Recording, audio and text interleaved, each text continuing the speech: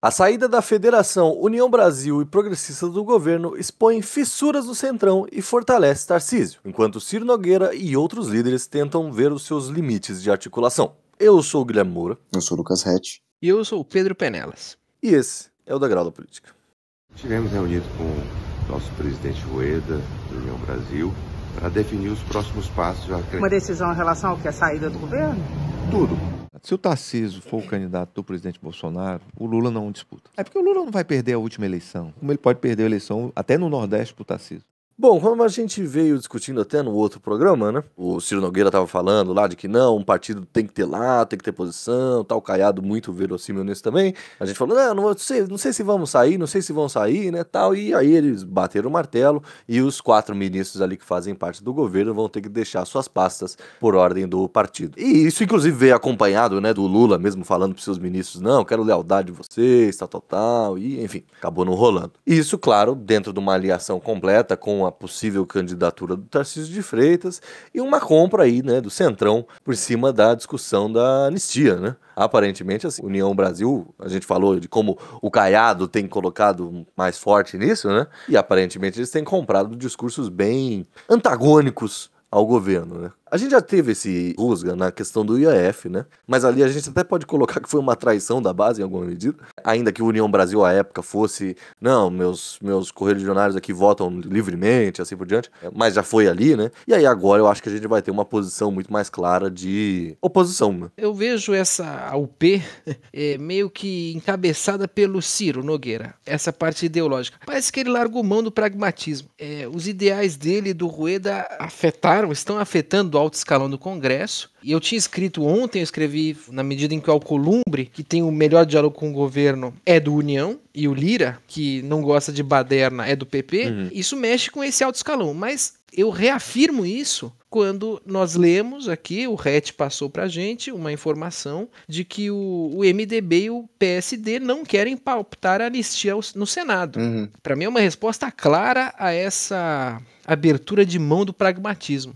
Porque você ter 2 ministros, são 2 ou 4? Diretamente 2, né? Mas aí tem aquelas indicações do Alcolumbre, né? Tá certo, porque o Alcolumbre tem os que são dele, né? Não é nem do não é nem do União, é dele, né? É dele. Tudo bem você ter 2 ministros e criticar o governo, isso sempre foi assim. Sim. Então eu vejo o Ciro Nogueira, que essa semana eu abro o Valor Econômico, me surpreendi com uma frase de que o Senado virou as costas para ele, por conta de uma comissão que ele deixou passar, fez alguma besteira federal, não vou lembrar qual. Então eu vejo isso, assim, não tenho muito apreço pela figura do Ciro Nogueira, mas falo isso de maneira mais imparcial aqui. Parece que ele largou mão do pragmatismo definitivamente. Talvez tenha uma postura mais executiva, né? Ao passo de que ele busca ser o vice do Tarcísio. Sim. Inclusive, Também. Também. vocês não acham que ele tem uma puta cara, assim, de vendedor de colchão? Não, o que me Tem um pouco. ele de jaleco. Foi, exato, aquela cara meio malandra. Muito bom pra caralho, né? Tem mesmo.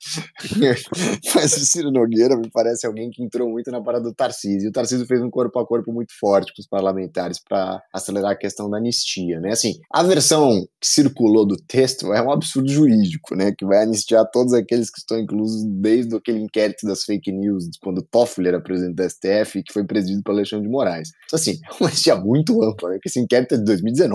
E assim, eu fico pensando, se o Lula tentar dar um golpe hoje, ele tá anistiado pela futura anistia que está sendo costurada, porque, né, se ela é tão ampla, geral e restrita, ela vai dar competência, inclusive, pro atual governo tentar um autogolpe. É um texto, assim, juridicamente muito desprovido de qualquer tecnicalidade, claramente é um instrumento pessoal de tentar salvaguardar ali alguns nomes muito próximos ao PL, PP, o próprio Bolsonaro, e aí a questão da inelegibilidade parece ser a moeda de troca do Tarcísio, quer dizer, o Bolsonaro prossegue inelegível pela questão do TSE, mais anistiado, então ele me apoia, enfim, parece ser uma grande conjuntura de fatores para que o Tarcísio consiga ser o candidato com o apoio do Bolsonaro. Assim, é bem oportunista da parte dele, de novo, eu tenho que concordar com o Eduardo, assim como o Pedro concordou. Assim, me parece uma postura muito quero entrar, resolver o jogo, ganhar a candidatura e ainda não sair mal com o Bolsonaro. E eu acho que falta um segundo fator. Acho que os parlamentares sabem disso, eles estão articulando por entender que é um momento de inércia em termos de movimentações populares, mas falta povo, né?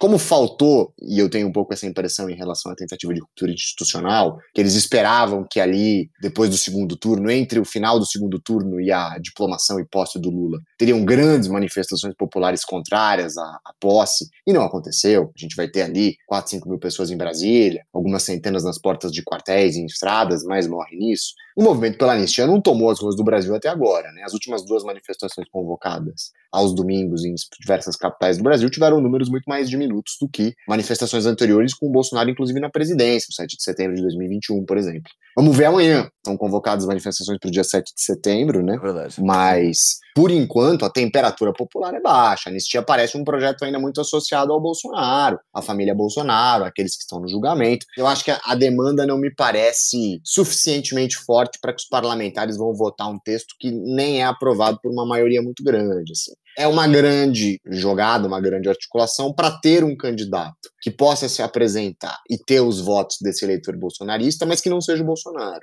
E eu acho que a anistia é a solução negociada para que esse candidato seja o Tarcísio. Eles querem condenar o Bolsonaro sem condenar o Bolsonaro. A impressão que eu tenho é essa. Quer dizer, eles já estão se antecipando a uma condenação que eles querem evitar para se apresentarem como candidatos alternativos. Quer dizer, eles não estão nem dando tempo do Bolsonaro ser condenado, e aí você aparecer como alguém aqui distante, tentando se aproveitar. Não, você já quer ser competitivo em 26, você não quer nem esperar o 30, onde você pode apresentar um certo distanciamento, ter uma base. É uma vitória, é um atalho. Não é uma vitória construída de uma base. Quer se herdar uma base sem abrir mão da articulação mais ampla com o Centrão, que não quer lidar com a família Bolsonaro por tudo que isso envolve. Né? Mas nesse sentido, cara, eu acho que meio que o Centrão foi empurrado para essa situação depois do Eduardo Bolsonaro.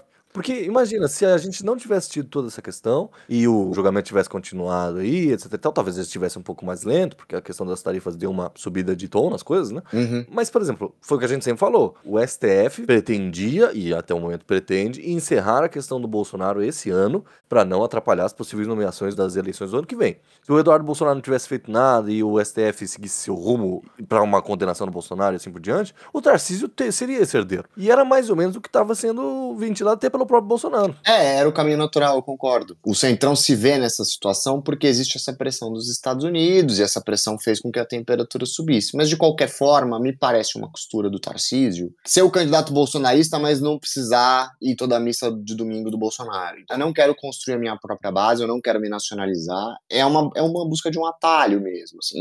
E eu entendo, eu acho que é o entendimento, uma compreensão que politicamente é um momento muito favorável para ele. Ele não quer correr o risco dessa base se dissolver nos 4 outros anos de um governo Lula. Quer dizer, o cara se desmobiliza, o Bolsonaro já julgado e condenado, os governadores muito dispersos nos seus estados, com outros interesses muito pontuais, o Lula com a possibilidade de fazer um sucessor. Mas assim, eu entendo tudo isso. É que eu acho que a anistia não é popular o suficiente, e aí pensando em termos de dispersão populacional, para justificar essa urgência. Sim. E aí fica parecendo um projeto muito pessoal. Ah, claro, Bolsonaro não quer ser condenado e julgado, ele não quer sofrer essa humilhação, ele não quer ficar em regime fechado, semiaberto, que seja. Então a gente vai costurar de qualquer forma uma anistia, mesmo que a população se mostre indiferente. Porque por enquanto, se a população é favorável à anistia, o que eu duvido, porque pelas pesquisas o texto nem é aprovado pela maioria da população, mas se for, ela é uma maioria silenciosa, porque ela não tem saído às ruas. Por enquanto.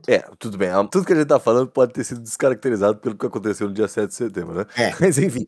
Não, mas eu acredito que a população era muito mais engajada, talvez, numa revisão da dosimetria das penas do que, propriamente dito, uma anistia. Porque também a gente assistiu na televisão, né? Os caras estavam lá quebrando as coisas. Aí fica tipo, tá filmado ali. Aí como você não cometeu, né? Tá no vídeo. A gente pode até falar, pô, 15 anos de cadeia é difícil, né? Tá beleza, mas assim, pelo menos nada, né? A básica tu vai ter que pagar.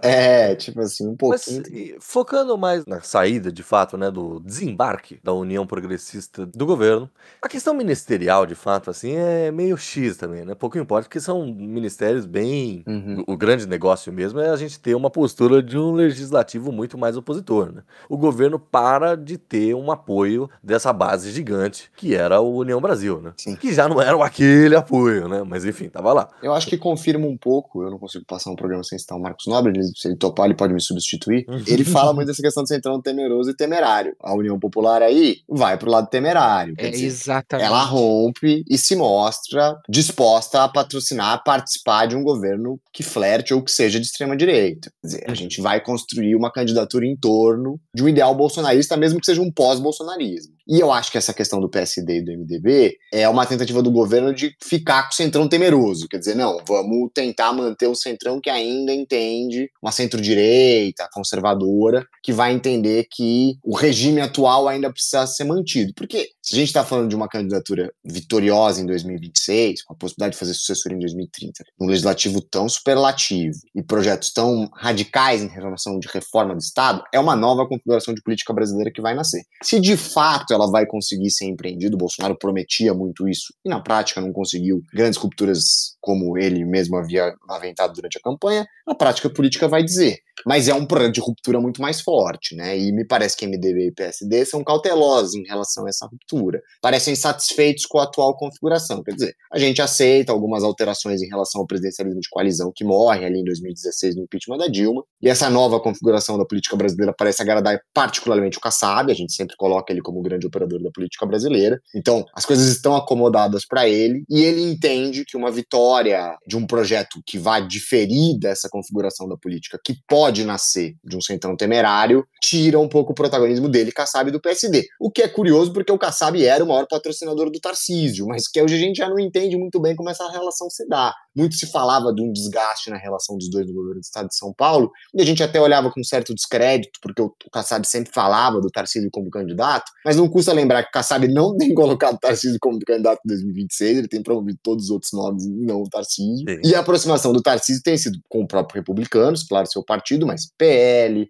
e União Popular. Então, assim, é União Progressista, União Popular. União Progressista. É interessante, é uma escolha de Tarcísio, né? Entre os temerários e os temerosos, porque vale a pena lembrar que há alguns meses a gente estava discutindo de uma aproximação do Tarcísio com o Temer, né? Sim. E aí nós temos aí Kassab e Temer, MDB e PSD, e do outro lado o P com o Ciro Nogueira, né? Os dois querem o Tarcísio, os dois querem o pós-bolsonarismo. Acho que o MDB e o PSD querem o neo-tucanismo. Neo-tucanismo. O Tarcísio tucano, a tucanização do Tarcísio, enquanto o Ciro Nogueira quer a bolsonarização do Tarcísio. E nesse sentido, faria muito mais sentido tratarem esse outro lado, esse neotucanismo dessa chapa do que o P.